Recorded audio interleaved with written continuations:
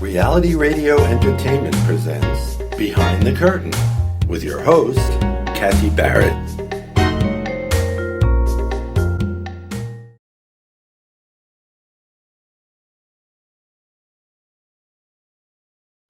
Welcome to Behind the Curtain. I'm your host, Kathy Barrett. Thank you for tuning in today. Our show is about racism and what we can do to dismantle it. I want to take a moment because today is Martin Luther King Day, Martin Luther King Jr. Day here in America. And I just want to take a moment to honor his legacy. One of the world's greatest and most beloved nonviolent leaders. Dr. King practiced nonviolence and preached nonviolence as part of his resistance to achieve equal rights for Black Americans. And from 1957 to 1968, Dr. King actually traveled over 6 million miles, made over 2,500 appearances, all to wherever there was injustice going on and protest, to be there, to stand there, to fight for equality for Black Americans.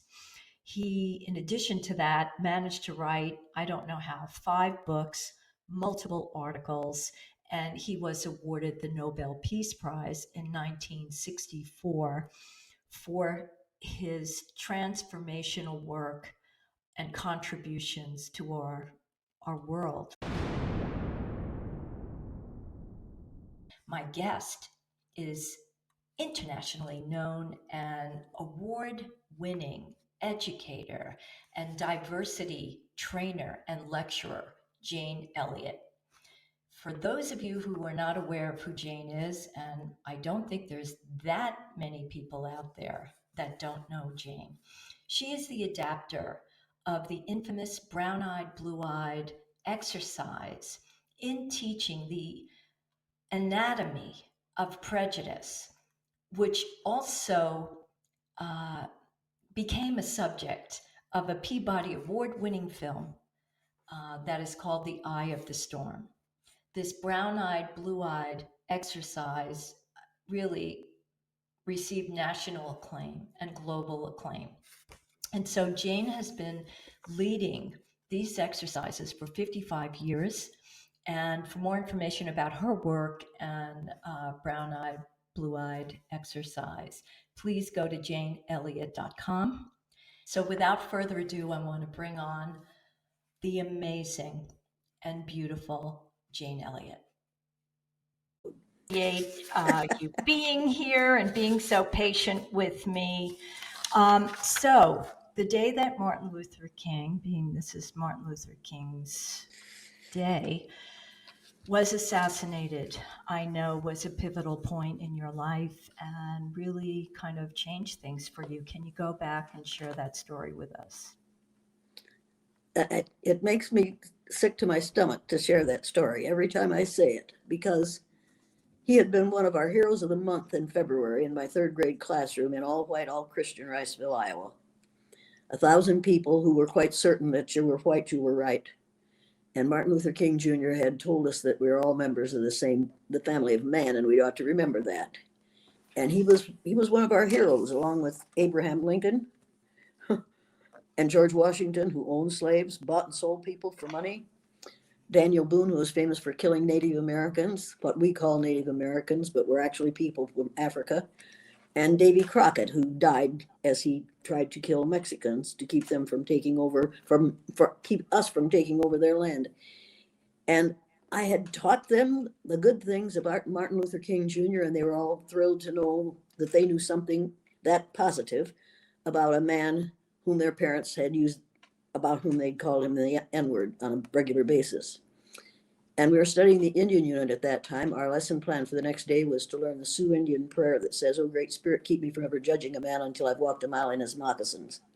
I had the teepee under my arm. We had made it the previous year. I was going to take it home, wash it, dry it, iron it, and put it up in the classroom the next day after the kids painted symbols on it. So I was walking into my house. The telephone was ringing. I answered it, and it was my sister. She said, "You have the television on?" I said, "No." She said, "You better turn it on." I said, "Why?" She said, "Because they shot him." I said, who do we shoot this time? Because we were shooting people regularly at that Yes, time. we were.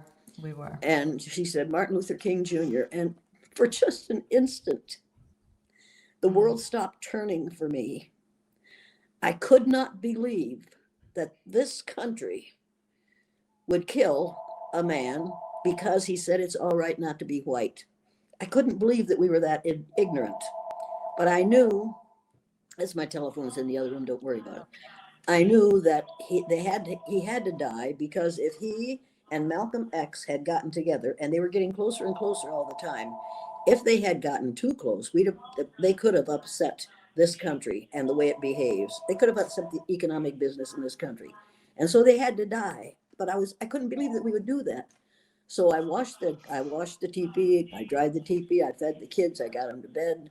I laid the teepee out on the living room floor. I turned on the television, and there was Walter Cronkite interviewing 3 leaders of the Black community. And he said to those 3 Black men, when our leader was killed, his widow held us together. Who's going to keep your people in line?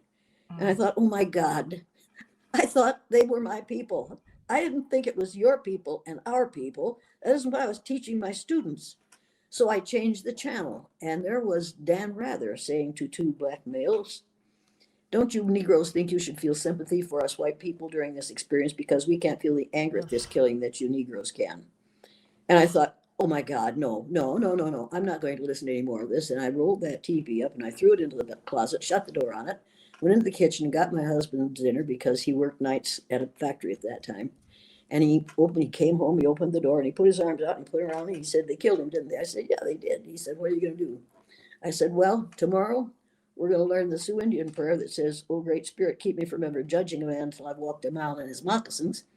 And I'm going to arrange to have it answered for some of my students. He said, what are you going to do, Jane? I said, I'm going to do in my classroom tomorrow what we do in this country on a daily basis. I'm going to separate my students on the basis of a physical characteristic over which they have absolutely no control. And I'm going to treat those that I see as better than, and I'm going to treat those that I have described as worse than. He said, Jane, you lose your job. I said, well, I don't want to teach in Riceville. I don't only teach in Riceville if I can't teach the truth. I'm going to teach the truth. He said, you're going to regret it. He knew something I didn't know. He drove back and forth to work 25, 30 miles every day, twice a day, with people, young males who lived in that neighborhood, in that community. And he heard all the horrible, racist, all the bigotry that you would hear in a group of young white males who think they've got it all by the tail. It was just, Yes. he knew things I didn't know. I didn't think my students' parents were like that. So I went to bed, absolutely determined to do this. And the next morning I got up and I started to go to work, and he was sitting at the table with the kids fixing their breakfast. And he said, you're going to do that thing today? I said, yes, I am. He said, you're going to regret it. I said, I'm going to do it. Thank you very much. And I walked out quickly because I didn't want him to see the tears in my eyes, because I needed some support.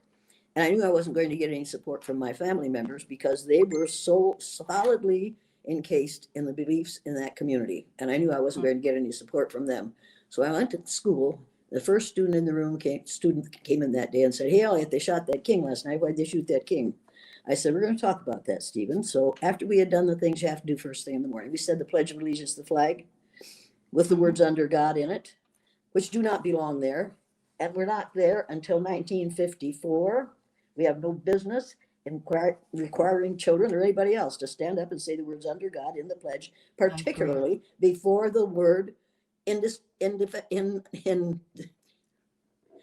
under God, invincible, right? Indivisible. If you put the words under God in there, you have automatically divided your community into people who do or do not believe in God. It doesn't belong there. And if I were teaching today, and when I was teaching after that day, I said to my kids, every day when we said the pledge, you don't have to say the words under God in the pledge if you don't want to. In this room, we don't teach people to divide one another on the basis of religion. But that's what that pledge does, and it should never have happened. Yes, I agree. We said the pledge, and then we sang God Bless America, and then we started to talk about Martin Luther King Jr. and what had happened to him. And the questions that they asked and the things that they had said, that their parents said about that killing, were just absolutely unacceptable. But I couldn't tell them that their parents were wrong. All I could say is, I finally said, "Do you kids have any idea how it would feel to be something other than white in this country?" "No." "Would you like to know?" "Yeah, yeah." It was like everything we did in my room was fun. "This looks like a lot of fun." "Yeah, let's do that." I said, "You're sure you want to do this?" "Yeah, yeah, let's do this." I thought, oh, my friends, you have no idea what you're getting into. And neither did I have any idea what they were getting into. I thought I understood racism. I separated those kids according to the color of their eyes because your eye color is caused by the same chemical that your skin color is. I separated them into blue-eyed and brown-eyed. Brown-eyed people were going to be on the top, and I decided the night before that brown-eyed people would be on the top the first day because I'm blue-eyed and the majority of the students in the room were blue-eyed, and I didn't want the power structure to be with the people on top that first day. So brown-eyed people were on top, blue-eyed people were on the bottom. I made the blue-eyed people move to the chairs to the back of the room. Brown-eyed people got sit in the front of the, moved their chairs to the front of the room, and I said, "No, blue-eyed people aren't as smart as brown-eyed people. They aren't as clean as brown-eyed people. They aren't as civilized as brown-eyed people." And at that moment, oh God, little Debbie, little brown-eyed Debbie, sitting in the front row, looked up at me and said, "How come you're the teacher here if you got them blue eyes?" And I thought, oh shit, she's doing it to me. And then Alan Moss, blue-eyed Alan Moss, in the back row stood up and said, "If she didn't have them blue eyes, she'd be the principal or the superintendent. They're both brown-eyed." And I thought, oh Lord, there's the one that'll go along to get along in order to protect himself. Oh, good Lord, what have I done? I could not believe what happened in my classroom that day. How easily I had brown-eyed boys in my classroom that year who were dyslexic and had trouble reading and spelling until the day they had the right color eyes. And on that day, oh yeah, that was what I thought. Oh wow, no, this can't. No, I know about expectations, but this can't be happening. Those brown-eyed boys read words I knew they couldn't read and spelled words I knew they couldn't spell. And it was because I had told them that they were superior because of a physical characteristic over which they had absolutely no control. On the other hand, I had in my classroom that year a little blue-eyed girl who came in late in the year, absolutely brilliant, didn't had a steel trap mind until the day she had the wrong color eyes. And on that day, that child walked with her shoulders hunched as if to ward off an expected blow. She stumbled when she crossed the classroom. She made mistakes in spelling. She made mistakes in reading. And she forgot how to multiply.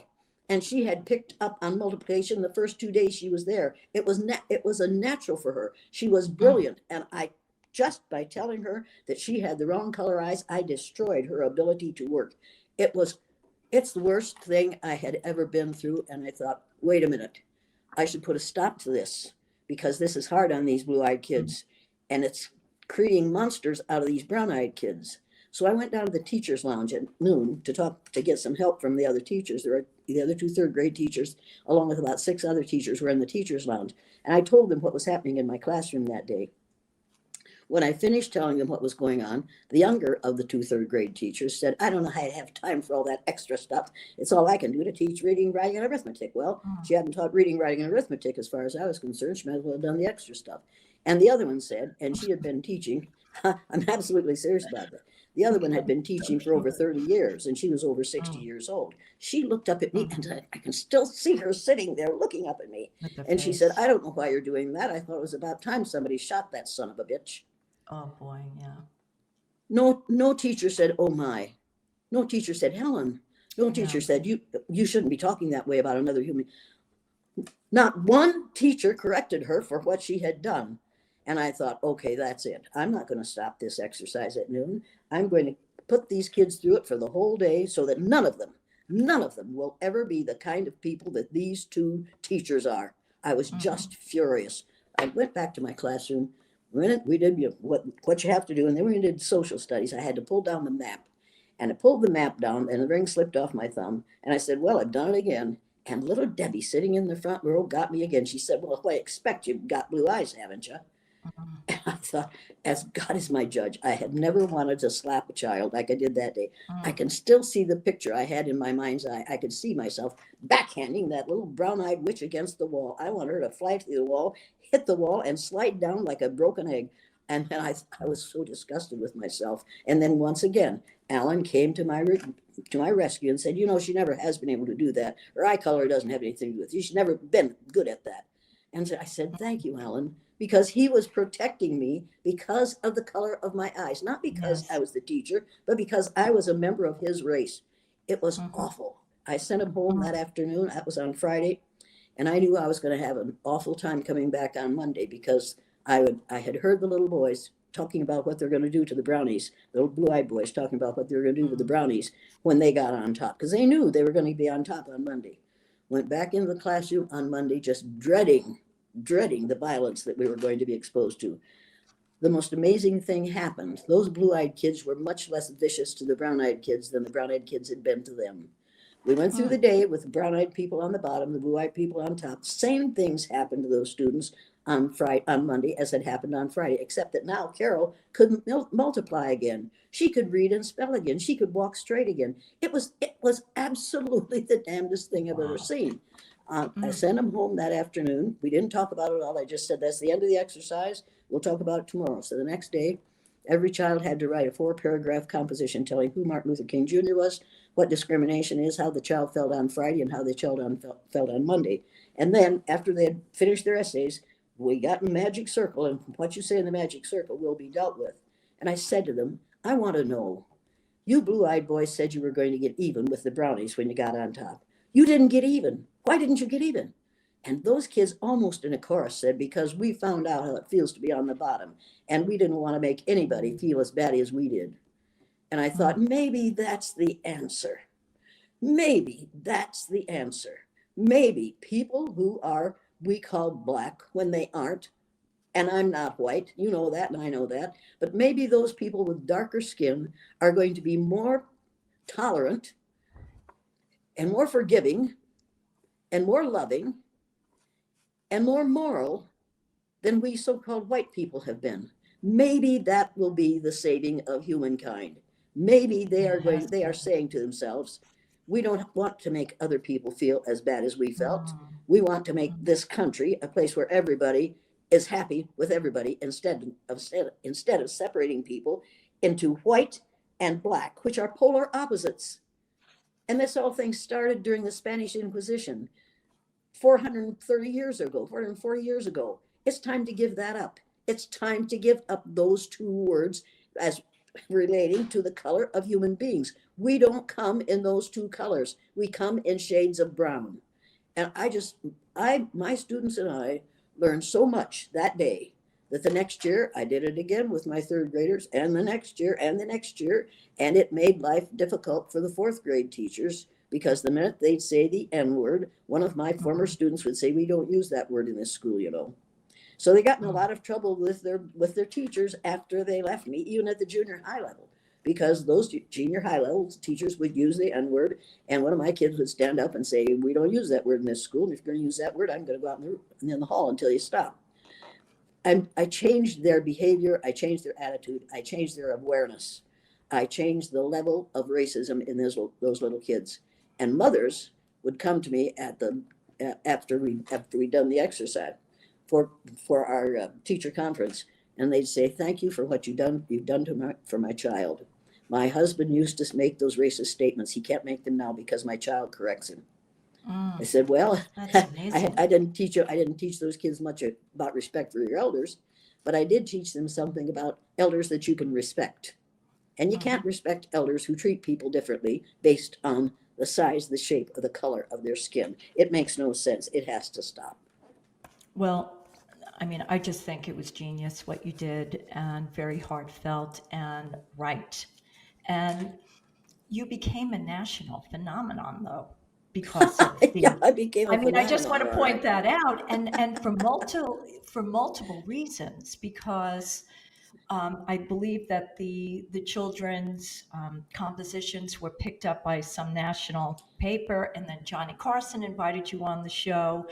And what I wanted to ask you is, oh my God, not only did these children, as you mentioned, that weren't great learners before, but when they were put in the group that was the greater group, right? Or uh, they totally changed. As you Yeah, said, you had to yeah. select six students. So was it Yale or somebody, one of the big universities came in to do a study after you were doing this for a number of years? And they confirmed it Yeah. and said it's It, it, just in yes, 24 hours, this is a phenomenon that you right. But created. you And see, the phenomenon is that if you can do it with 9-year-olds in 24 hours, mhm, and I did, yeah, and now when I do it with adults, or I have done it with adults for the last 50 years, good Lord, I found out that there oh, are no adults.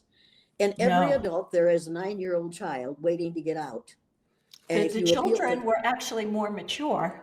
right, They were absolutely, more they were adult more like in their mature. response than the They were adults who more were bratty mature children.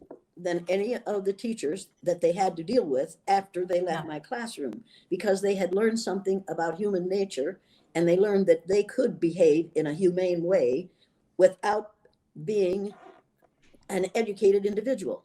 And they learned that educated individuals can be inhuman in the way they treat others in spite of their education, or perhaps because of their education. Perhaps Mm. if we continue to teach that there are 3 or 4 races and only the white race is the right race, if we continue to teach that, we continue to inspire ignorance.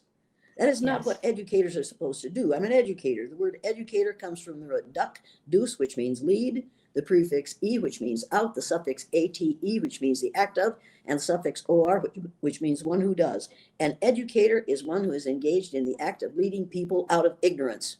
And you Mm. can't lead students out of ignorance if you continue to teach that Christopher Columbus discovered this continent. Yes. This continent was discovered by people from Africa between 20,000 and 10,000 years before Christopher Columbus was born. And those people that we call Indians did not spring up out of the ground. They came Mhm, from Africa, just like all the rest of us did. And if we mhm. could once convince people that if you would all trace your DNA back as far as you can go, you will find then a percentage of your DNA came from a country in Africa, because we all came from the same place. And we so-called white folks say we are Caucasian. Who do they think started evolved in the Caucasus mountain region? Somebody from Africa. They didn't just spring up out of the Caucasus mountain region. Now I know Right. that there are Neanderthals among us. Donald Trump is obviously quite Neanderthal. One of the It's, prehistoric ones, yes. no, he's just Neanderthal, and that's okay. Mm, I have nothing against Neanderthals. Some of my best friends mm. are Neanderthals, but I know that they are, and so I have to regard the kinds of things they say and do in a different way, Yes. because they haven't made the same progress that those people have who are Homo sapiens. And you don't dare say Homo sapiens around the Proud Boys, because they think you're calling them homosexuals. So they don't want to be called Homo sapiens. And I watch this ignorance happen, and I see these pale, stale males doing things that make no sense at all, marching down Mm-mm. the street with their tiki torches saying, Jews will not replace us. And I want to step forward and say, wait a minute, fellas. Without Jews, there would be no Christians, no Muslims, no Baha'is. The first Mm. 5 books in the Old Testament came from the Torah, the Jewish book of faith. So come on, people. Without Jews, there would be no Christians. Without blacks, there would be no whites. All we whites are people whose ancestors, black ancestors, faded as they moved farther and farther from the equator. That's the only reason this skin is Mm. this color. And without Mm-hmm. women, there would be no men. Mm-hmm. So For we could, sure. if we could just teach those things, we could rid ourselves of racism, anti-Semitism, and sexism, and then we'd have time for all the rest of the ugly isms that we practice in this country. Yeah, But those my and third graders are different to this mm, day from their mm-hmm. peers. 58 years later, they are different from their peers because of that one day, 2-day exercise. Well, you could see it. I mean, in the video or the film Right. at that time, the kids after the exercise, and you stop them and you say, "How are you feeling? What does this make you feel?" And they talk like mature adults about Right. their responses were that way to me, and They then talk. at They the talk like end, people who. They talk like people who have learned something. yes, they do, They, they do, yeah, and they it's talk like children heartfelt. who have had a meaningful experience, and they are able to apply it to their everyday living. Day life, and Imagine, mhm. imagine being a so-called black person in this country, and they don't exist. If you don't have enough iron in your blood to keep you healthy, you're anemic. If you don't have enough melanin in your skin to protect your cells from the rays of the sun, you must be melanemic. If you have more, you must be melanaceous, which rhymes with spacious and gracious and efficacious. If you have a lot of melanin, you must be melanotic and rhymes with exotic. And the word melanotic is in the dictionary. It means having much melanin in your skin to being almost black, being dark brown, almost black, but not black. So if we would use melanaceous, melanemic, and melanotic, we could get over the idea of two different races, the white race and the black race. We don't exist. Right. We are all descendants of people from Africa. And we've got to start teaching kids that. We've got to start prenatally, because we start discriminating against people prenatally, and we don't stop after you're dead. Yes, we do. There are cemeteries in the United States where black people, so-called black people, are not allowed to be buried because we white folks don't know what they're going to do when they get down there. This whole thing is absolutely ridiculous. Should have been destroyed a long time ago. If educators would do their job, if educators would do their job, we could destroy racism in 2 generations. I agree with you, which is my question. You had made such a phenomenal discovery. And at that point, I just wonder why the federal government, didn't require this, make it mandatory, not only to be taught amongst educators, but it should have went into corporations, it should have went into foundations, institutions, because the people everywhere. the people who write the laws want to get reelected. Yes, unfortunately. And they that's also want the case. money that they get working for the federal government. And a really humane society, the minute they saw that first film, would have said, "Oh my God, this is what's happening to children of color, based on the color of, not based on the color of their skin," because we don't want to admit this either. It isn't because of the color of their skin. It's because of our ignorance about skin color, what it is and where it comes from and what it means. It is the problem is ignorance, self-imposed ignorance. If I can learn these things by reading every book I can get my hands on about it, then so could other people. We could educate ourselves out of this mess if we chose to. But racism is extremely profitable. Make no mistake about that. And the reason that's where whiteness or white supremacy came from, right? It wasn't until after the 17th century, and it was an excuse to cover up African slave trade. But you see, in the beginning, in the 1400s, it was started in the name of Christianity. This whole thing started with religion, and you have used religion to perpetuate it. We could, if we really believed what's in the Holy Bible, we could use it to stop. We could stop racism. You are not born a racist. There is no gene for racism. This is a learned response. Anything you learn, you can unlearn. My father unlearned racism the day he saw the first film that was made in my classroom. The Canadian Broadcasting Corporation sent a film crew the second year I did the exercise, and they filmed it, and they sent me a copy of that film, and I took it up to where my folks were, and I showed it to my mother and father. And when it was over, my 59-year-old father stood up with tears in his eyes, took his red handkerchief out of the back pocket of his blue bib overalls, blew his nose, wiped his eyes, and said, "I wish somebody had taught me that when I was 9 years old."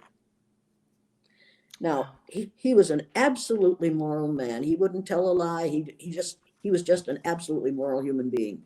And he learned so much from what those third graders went through that he would never allow a black joke to be told in his presence again. He would say, "You sure you want to tell that here? I'll go in the other room while you tell that." I don't say, "I'll go in the other room while you tell that." I say, "You're not going to tell that where I am, and I'm not going to move away. So if you want to tell it, go someplace else to tell it." And I've lost a lot of friends. I've lost a lot of friends because of this. And my mother kicked me out of the family after my father died because I had embarrassed the family with that awful eye color thing. My dad found it a really remarkable thing that his daughter had taught third graders more than his parents, his very, very moral father, had taught him. Wow. I read about the backlash that you did receive. And it's awful. And I am so sorry for that. And my heart goes out to you because you certainly didn't deserve any kind of backlash. You should have reserved, you deserved accolade after accolade for this No, discovery. I didn't deserve anything. And the backlash didn't bother me because my father would say, put your shoulders back and your head up, smile a lot, and the sons of bitches will wonder what you've been up to. So that's what I did.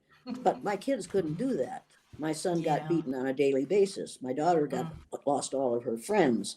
My Wow. kids had no place to go. They became a very, very tight-knit foursome because nobody else would have anything to do with them. And the principal's wife came to me. She taught the junior high level and came to me at a teacher's meeting one day and said, Jane, you've got to get your kids out of the school. I said, why? She said, because these teachers are trying to destroy them and they're having fun with it. You've got to get your kids out of here. I said, Oh, my we'll do God. that. So we moved to Osage, which is 15 miles away. And my husband was running a grocery store there, and the kids were not unhappy to move because it had been so ugly for them since I did the exercise that they were glad to be gone from there. Wow. That is so heavy. It really is. And to think But that wait a minute. That was one little community No, I doing that to understand. one little family. In this country, it is this country doing Yes. it to every family of color. We do it to every listen, I single get one it. of them. And the teachers do this in schools all the time. And we teach a social studies that is anti-social studies because we teach that only valuable things were done by white males. Yes. It's like, when are we going to learn, people? When are we educators going to get educated? In the city, many places in the United States, how are black people treated? How are Indians treated? How are people who are of a different color than we are treated? They're part of this world. They don't get anything in this world. Why is that? Because they're different color. You think you know how that would feel to be judged by the color of your skin? Yeah. Do you think you do? No, I don't think you'd know how that felt unless you had been through it, would you? It might be interesting to judge people today by the color of their eyes. Would you like to try this? Yeah. Sounds like fun, doesn't it? Since I'm the teacher.